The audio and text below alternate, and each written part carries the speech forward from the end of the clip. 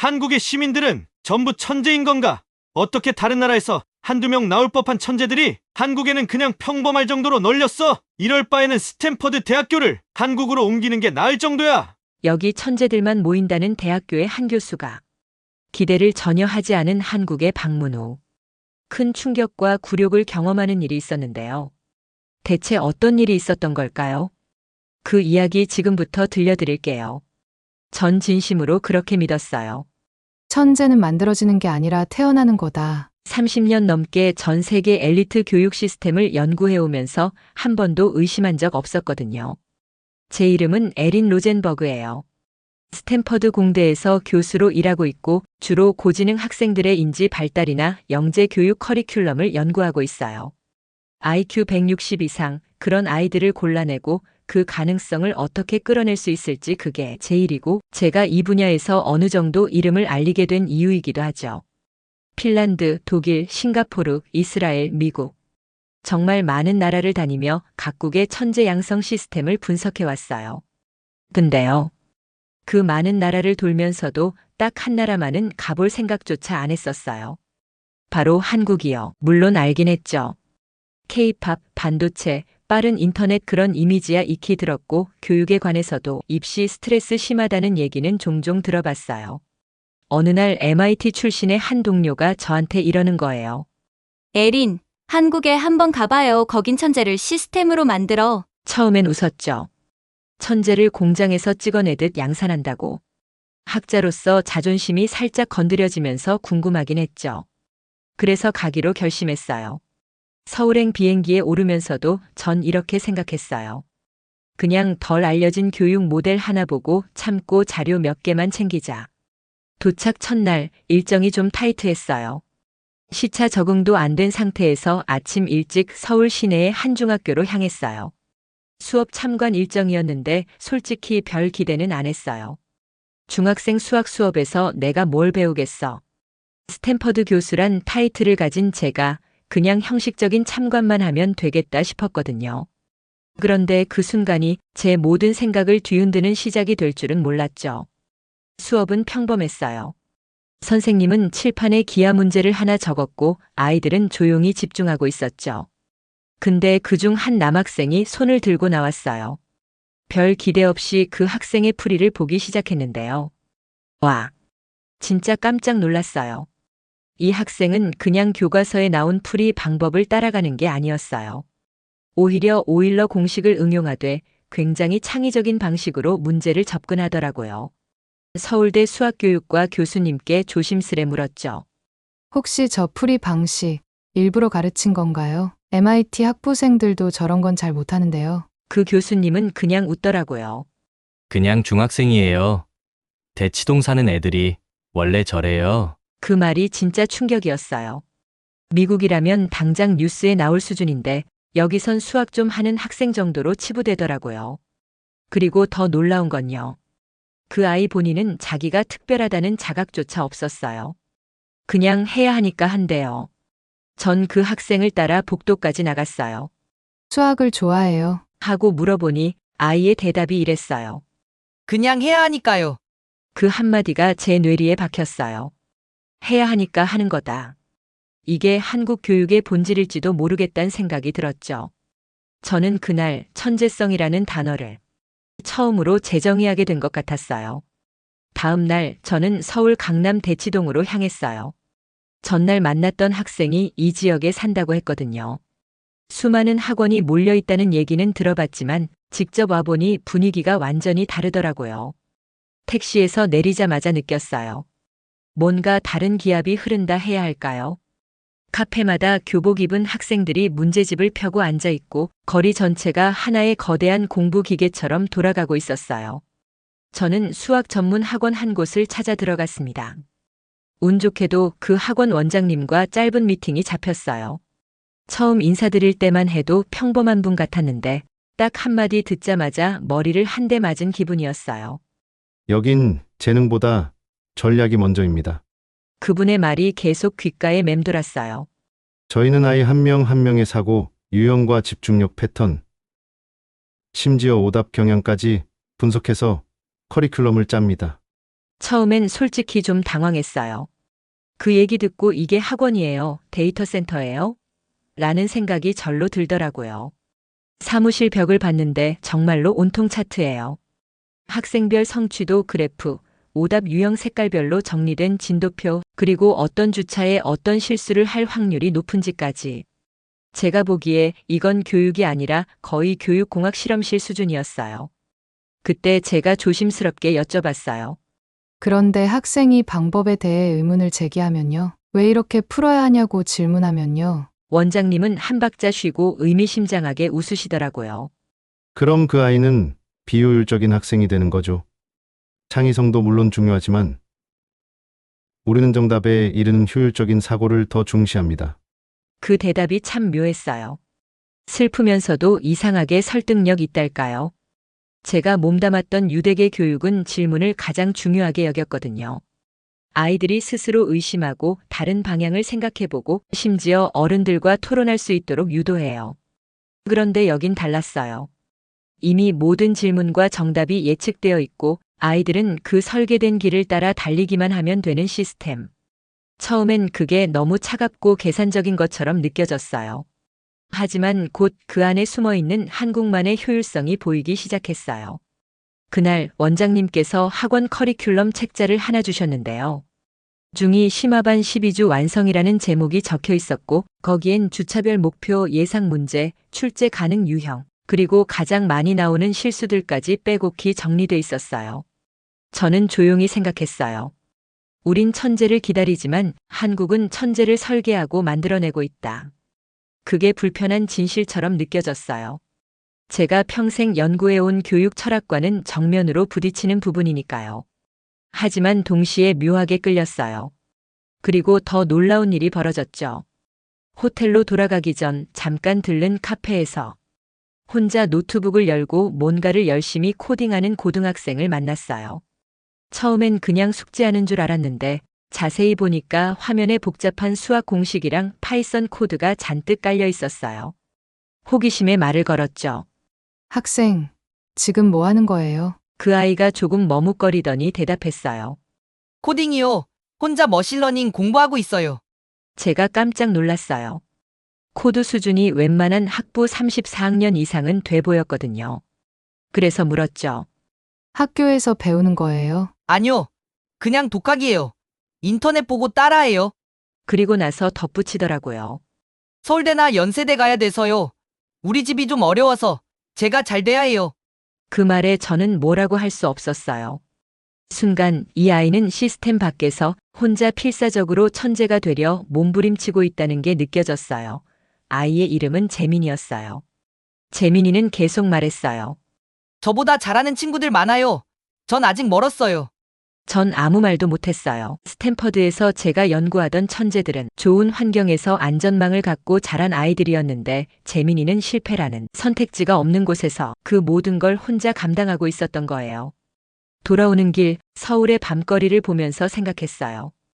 강남 대치동처럼 철저히 설계된 시스템 속에서 효율적으로 천재처럼 보이는 아이들이 만들어지고 있고 한편으론 시스템 밖에서 생존을 위해 발버둥치며 진짜 천재가 되어가는 아이들도 있다는 걸요. 그리고 어쩌면 한국 교육의 진짜 힘은 바로 그 두 가지 시스템과 절박함이 동시에 존재한다는 데 있는지도 모르겠다는 생각이 들었어요. 서울에서의 일정 셋째 날, 저는 오전 내내 생각에 잠겨 있었어요. 중학생의 창의적인 풀이, 대치동의 전략적 교육 시스템, 그리고 혼자서 머신러닝을 독학하는 고등학생 재민이까지. 머릿속이 복잡하더라고요. 제가 평생 믿어왔던 교육 철학이 조금씩 흔들리고 있었거든요. 그런데 그날 오후 카이스트를 졸업한 후배 연구원이 저한테 연락을 줬어요. 언니, 혹시 시간 되면 이 포럼 한번 와보실래요? 발표자 중에 좀 흥미로운 고등학생이 있어요. 처음엔 별 기대 안 했어요. 고등학생 발표라니 대학원생도 어려워하는 주제를 과연? 그냥 간단한 시연이나 프레젠테이션 정도겠지 싶었거든요. 그래도 궁금하긴 해서 포럼 장소인 강남의 한 컨벤션 센터로 향했어요. 주제는 AI 기반 반도체 결합 예측 알고리즘. 솔직히 이 주제 자체가 벌써 어렵잖아요. 대학에서도 이건 석박 4급 이상이 다루는 내용인데요. 포럼장에 도착해서 자리에 앉았고 잠시 후 발표자가 무대에 올랐어요. 그 아이는 교복을 입은 17살 고등학생, 이름은 선주였어요. 처음 1분 정도는 조금 긴장한 듯 했는데 말이 진행될수록 눈빛이 바뀌더라고요. 말투도 차분했고 슬라이드 구성도 탄탄했고요. 내용을 듣다 보니까 저는 입이 다물어지지 않았어요. 선주는 단순히 이론만 이야기한 게 아니었어요. 실제 반도체 기업의 공정 데이터를 기반으로 AI 모델을 설계해서 결함을 사전 예측하는 알고리즘을 만들었고 그걸 실제로 삼성전자와 함께 테스트 중이라는 거예요. 순간 멍했어요. 이게 어떻게 고등학생 발표일 수 있죠? 제가 바로 손을 들었어요. 혹시 그 모델의 예측 정확도는 어느 정도인가요? 선주는 전혀 당황하지 않고 답하더라고요. 기존 예측 모델 대비 약 12.4% 정확도가 향상됐습니다. 특히 희소 결함에 대해서는 23.7% 개선이 있었고요. 현재 5개월간의 테스트를 통해 실제 공정 환경에서의 안정성도 검증 중입니다. 정확한 수치, 명료한 구조, 전문 용어도 능숙하게 사용하는 데다가 발표 도중 이어진 다른 질문에도 흔들림 없이 차분하게 답하더라고요. 심지어 과적합 방지 기법, 통계적 유의성, 모델 확장성까지 설명하던데. 이건 솔직히 저희 스탠퍼드 석사과정 발표보다 더 완성도가 있었어요. 선주는 발표가 끝나고 나서 저는 행사장 한쪽에서 삼성전자 연구원 한 분을 따로 만났어요. 정말 저 학생이 그 모델을 만든 건가요? 그분이 웃으면서 말씀하시더라고요. 네, 맞습니다. 내부에서도 꽤 주목하고 있어요. 물론 당장 상용화되긴 어렵지만 가능성을 보여준 거죠. 그 말을 듣고 저는 정말 마음이 뒤흔들렸어요. 미국에선 이런 학생이 나오기까지 10년은 걸릴 일이에요. 근데 한국에선 고등학생이 현장 문제를 실질적으로 해결하고 있어요. 그날 밤 호텔방에 돌아와서도 잠이 안 왔어요. 누군가 제 오랜 신념을 조용히 하지만 정확히 해체해주는 느낌이었거든요. 천재는 타고나는 것이다. 창의성은 자유로운 사고 속에서 나온다. 아이의 잠재력은 스스로 발견하게 해야 한다. 이런 말들로 저는 20년 넘게 교육을 해왔어요. 그런데 한국에 와서 느낀 건 여긴 철저히 설계된 창의성이라는 개념이 있다는 거예요. 아이에게 자유를 줄 시간도 없이 미리 모든 경로가 설정되어 있는데도 그 안에서 아이들은 스스로 발전해 나가고 있어요. 선주 같은 학생은 그 시스템 안에서 정확하게 자라난 한 송이 결과물이라는 생각이 들었어요. 물론 그게 다는 아니겠죠. 아이 개개인의 노력과 환경, 선생님들의 헌신, 가족의 뒷받침도 분명히 있었을 거예요. 하지만 그 모든 걸 뒷받침하는 기반은 국가적 설계와 시스템이라는 점에서 전 충격을 받았어요. 다음 날 저는 서울교육청 산하의 영재교육 담당 부서에 미팅을 요청했어요. 사실 이런 기관들은 보통 형식적인 응답만 하거든요. 그런데 놀랍게도 다음 날 아침에 미팅이 바로 잡혔어요. 공무원의 민첩함에 한번 놀라고 회의실에 들어가자 이미 태블릿과 자료를 정리해둔 준비성에 또 한 번 놀랐죠. 담당 사무관은 첫 마디부터 저를 멈칫하게 했어요. 저희는 영재를 기다리지 않습니다. 저희는 영재를 설계합니다. 그 말이 너무 확고했어요. 뭔가 스크립트에서 나오는 문장이 아니라 진심이 담긴 태도였어요. 그는 곧 자료를 넘기며 설명해줬어요. 초등학교 때부터 수학과학 사고력, 창의성, 메타인지, 능력 등 28가지 항목으로 아이들을 진단하고 그 결과에 따라 중점 영재 프로그램, 과학 중점 학교, 대학 연계 고급 과정 등으로 단계별 편입이 이루어진다고요. 마치 기업이 직원을 육성하듯 국가가 아이를 키우는 구조였어요. 제가 조심스레 물었어요. 이건 교육이 아니라 인재 개발 프로젝트처럼 보이네요. 그 사무관은 한치 망설임도 없이 고개를 끄덕였어요. 맞습니다. 저희는 이걸 국가의 전략 투자라고 부릅니다. 자원이 없는 나라니까요. 인재가 곧 생존의 열쇠입니다. 그 말을 듣고 저는 더 이상 아무 말도 할 수 없었어요. 그 순간 제가 스탠퍼드에서 늘 해오던 말들이 현실 앞에 너무나 이상적이고 순진해 보이기까지 했어요. 서울에서의 마지막 일정이 다가오고 있었어요. 저는 이쯤이면 충분히 봤다고 생각했어요. 중학생의 기아풀이, 대치동 시스템, 독학하는 고등학생, 그리고 AI 알고리즘을 실제 산업에 적용한 영재까지. 제 평생 교육 철학이 이미 충분히 흔들렸고 한국 교육 시스템이 얼마나 정교한지도 어느 정도 이해했거든요. 그래서 마지막 날엔 그냥 가볍게 참관만 하고 돌아가자 마음을 그렇게 먹고 서울대학교에서 열리는 국제교육 포럼에 참석했어요. 제가 초청받은 건 AI 시대의 교육 패러다임이라는 주제의 패널 발표였고요. 그날도 역시 많은 교수님들과 정책 전문가들이 모여 있었고 다들 인사 나누고 명함 주고받는 평소 같으면 익숙한 분위기였어요. 그런데 맨 앞줄에 앉은 한 학생이 눈에 들어오더라고요. 교복을 입고 있었는데 어쩐지 앉아있는 태도나 눈빛이 예사롭지 않았어요. 처음엔 그냥 견학 온 고등학생인가 보다 했죠. 그런데 놀랍게도 그 학생이 이 포럼의 발표자 중 한 명이라는 걸 알고 저는 진짜 놀랐어요. 그 아이의 이름은 도현이었고 발표 주제는 데이터 기반 교육 구조의 한계와 한국형 대안 제안. 제목부터가 심상치 않았어요. 도현이는 발표를 시작했어요. 처음 몇 문장은 외운 듯한 느낌이 있었지만 내용을 이끌어가기 시작했죠. 도현이는 단순히 통계를 나열하는 게 아니라 현재 한국 교육 시스템의 구조적 강점과 그 이면의 문제점을 정확히 짚고 있었어요. 그리고 그 대안으로 데이터와 인간 중심 교육의 융합 방식을 제시하더라고요. 무엇보다 놀라웠던 건 이 아이가 그 나이에 벌써 탈무드식 사고방식의 한계까지 꿰뚫고 있다는 점이었어요. 구조화된 학습 환경은 창의성을 억누를 수 있다. 통제된 질서 속에서 설계된 탈출구를 제공한다면 오히려 그 안에서 더 강력한 창의성이 발현된다. 그 말이 저한텐 너무 낯설었어요. 왜냐하면 전 그동안 자유로움 속에서 창의성이 자란다는 쪽이었거든요. 그래서 발표가 끝난 뒤 저는 질문을 던졌어요. 솔직히 조금은 도현이의 논리를 시험해보고 싶었어요. 학습자 중심 교육이 지나치게 구조화되면 오히려 아이들의 자율성과 창의성을 해칠 수 있다는 우려도 있습니다. 그 점에 대해 어떻게 생각하시나요? 그 아이는 단 한순간도 머뭇거리지 않았어요. 그리고 너무나 또렷하게 이렇게 말했죠.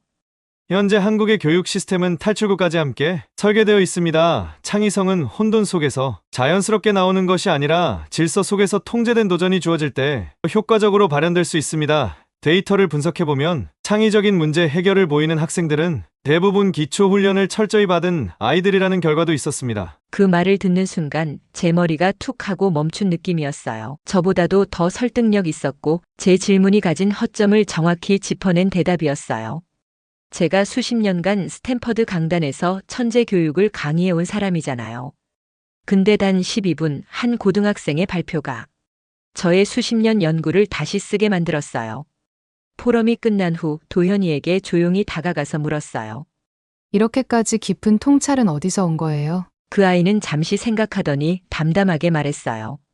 저는 특별하지 않아요. 저희 학교에 저보다 뛰어난 친구들이 정말 많아요. 그 친구들은 이론보단 실전 응용에 더 관심이 많을 뿐이에요. 그 말이 왜 이렇게 쓸쓸하면서도 강렬하게 다가왔는지 모르겠어요. 특별하지 않다는 말에 저는 오히려 이 아이가 얼마나 특별한지 실감했거든요.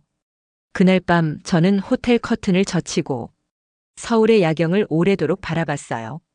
불과 일주일 전만 해도 이곳은 낯선 도시, 낯선 문화, 낯선 시스템이었는데 이젠 제 안에서 전혀 다른 의미로 자리를 잡고 있었어요. 한국은 교육을 더 이상 인격의 성장이나 지적 탐구라는 고전적인 개념으로 접근하지 않아요. 여기는 교육을 정밀 산업이자 국가 생존의 전략으로 여기고 있었어요. 그 전략은 성공적이었고 그 결과는 전 세계가 무시할 수 없는 수준에 도달했어요. 그리고 저는 이제 말할 수 있어요. 한국은 천재가 많은 나라가 아닙니다. 한국은 천재를 설계하고 시스템으로 복제하는 유일한 나라입니다. 서울에서의 일정이 어느덧 끝을 향해 가고 있었어요. 대한민국은 자원이 없는 나라입니다. 그래서 인재 하나하나가 자원이에요. 우리가 지금 투자하는 건 결국 국가의 생존이에요. 그 순간 제가 평생 믿어왔던 교육의 가치라는 게 정말 많이 달라 보이기 시작했어요. 저는 늘 교육을 사람을 키우는 과정이라고 여겼어요. 철학, 창의성, 자율성, 잠재력 이런 단어들을 중요하게 여겼고 한 명의 천재를 발견해내는 것에 더 의미를 뒀죠. 하지만 여기 한국에서는 IQ 150짜리 천재 한 명보다는 IQ 130인 우수 인재 1000명을 동시에 길러내는 걸 더 중요하게 생각하고 있었어요. 그게 국가 경쟁력이라는 거예요. 이야기를 듣는 내내 저는 마치 군사작전 브리핑을 받는 느낌이 들 정도로 모든 게 구체적이고 디테일했고 실제적이었어요. 저는 혼란스러웠어요. 이게 정말 교육인가? 아니면 그냥 효율적인 사람 만들기 공정인가? 하지만 동시에 한 가지가 분명해졌어요. 지금까지 제가 교육이라고 믿어왔던 것들이 이 세계의 현실 앞에선 얼마나 이상적이었는가. 스탠퍼드에서 제가 수업 중 늘 했던 말이 있었거든요. 교육은 철학이며 질문을 만드는 과정이다. 이제 그 말이 얼마나 낭만적이었는지 인정해야만 했어요. 한국은 질문을 기다리지 않아요. 질문을 예측하고 정답을 설계해두고 그 경로를 따라가는 방법까지 시스템으로 준비되어 있어요. 그리고 놀랍게도 그 길을 따라가는 아이들이 세계 어디에 내놔도 손색 없는 실력을 갖추고 있었고요. 그걸 보면서 저는 이렇게 생각했어요. 아, 이건 무서운 나라다. 무섭도록 철저하고 무섭도록 계획적이다. 그래서 무섭도록 강력하다. 서울에서의 마지막 아침이었어요. 호텔 커튼을 걷자 회색빛 도시 풍경이 그대로 눈앞에 펼쳐졌죠. 불과 일주일 전만 해도 이 도시는 저한텐 꽤 낯설고 조금은 부담스러운 곳이었어요. 너무 빠르고 너무 조용하고 또 너무 효율적인 곳 같았거든요. 근데 그 아침엔 좀 달랐어요. 도시 전체가 어쩌면 제 안에 조용히 스며든 느낌이랄까요. 제가 서울에서 마지막으로 한 일은 스탠퍼드 제 연구실 조교에게 긴급 메일을 보내는 거였어요. 메일엔 이렇게 썼어요. 지금까지 우리가 고집했던 교육 철학, 창의성을 우선하고 천재를 발견하는 시스템은 교육의 일부일 뿐이었습니다. 한국은 그 너머를 보여주었습니다. 천재를 설계하고 시스템으로 복제하는 국가. 우리도 이제 다음 교육혁명을 준비해야 합니다. 그 모델은 더 이상 핀란드도 아니고 스위스도 아니며 바로 한국입니다. 호텔을 나와 공항으로 가는 길. 내가 지금 뭘 보고 돌아가는 걸까? 하나의 나라를 본 게 아니라 미래의 교육이 어떤 방향으로 가야 하는지를 직접 경험하고 있는 거였어요.